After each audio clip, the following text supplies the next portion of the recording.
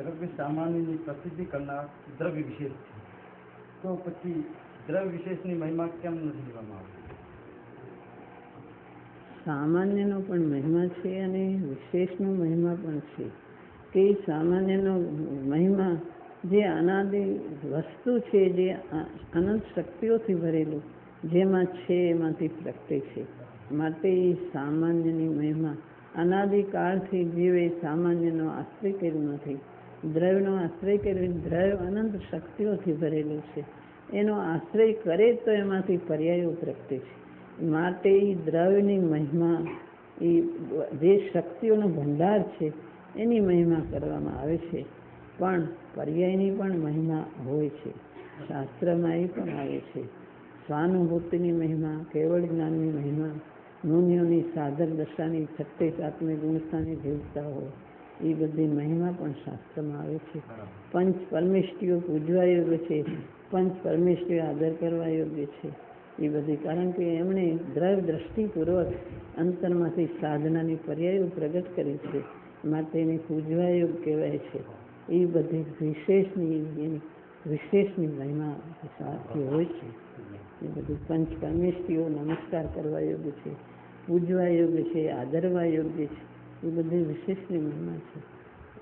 સામાન્ય પૂર્વક જેને યથાર્થ પ્રગટ થયું, સામાન્યના આશ્રય પૂર્વક જેને એ વ્યવહાર પ્રગટ થયો, એ વિશેષ પણ પૂજ્ય છે. બધી અપેક્ષા સમજવી જોઈએ, એકાંત અપેક્ષા નથી. સામાન્યની અપેક્ષા, એ સામાન્ય અનંત ગુણોનો ભંડાર માટે એની દ્રષ્ટિ કરે તો એ સામાન્યની મહિમા આવે છે. પણ જે સાધનાની પર્યાય છે એની પણ મહિમા આવે છે શાસ્ત્રમાં.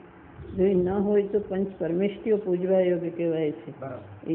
એ બધું એ શાસ્ત્રમાં આવે છે, એ બધું નિષ્ફળ થશે. એમ નથી. પંચ પરમેષ્ટિઓ પૂજવા યોગ્ય છે, કેવળ જ્ઞાની પૂજવા યોગ્ય, વિતરાગ દશા પૂજવા યોગ્ય છે.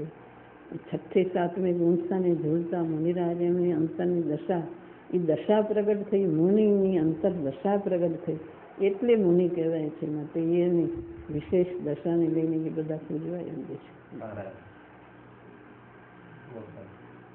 37મી ગુણસ્થાને ઝૂલતા મુનિરાજ અંતર્મુખમાં બહારને અંતરમાં ચાલ્યા જાય છે અને બહાર આવે છે. એ મુનિરાજ પૂજે અંતર દશાને લઈને પૂજવા યોગ્ય.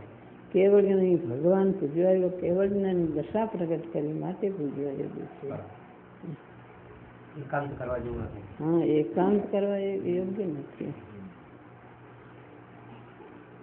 અનાદિકાળથી દ્રવ્યની દ્રષ્ટિ પ્રગટ કરી નથી, માટે એને સામાન્યને પૂજવા યોગ્ય છે. એનો શક્તિઓનો ભંડાર સામાન્ય, એની કોઈ દ્રષ્ટિ, એનો આશ્રય કર્યો નથી, માત્ર વ્યવહારમાં રોકાણો.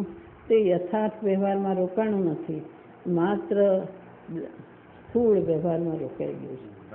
યથાર્થ વ્યવહાર જે સામાન્યના આશ્રયપૂર્વકનો વ્યવહાર છે એ તો આદરણીય છે, પણ એવો વ્યવહાર એ નથી.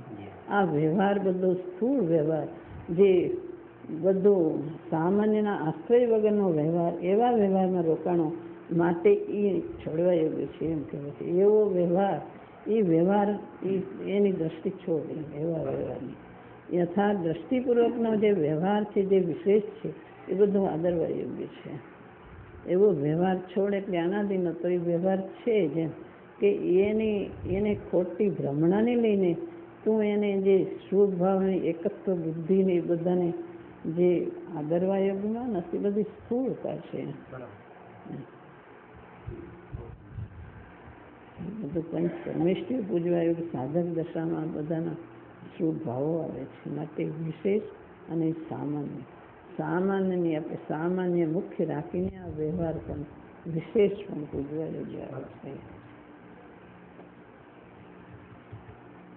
પર્યાય અને દ્રવ્ય બેનો વિવેક કરવાનો હોય છે.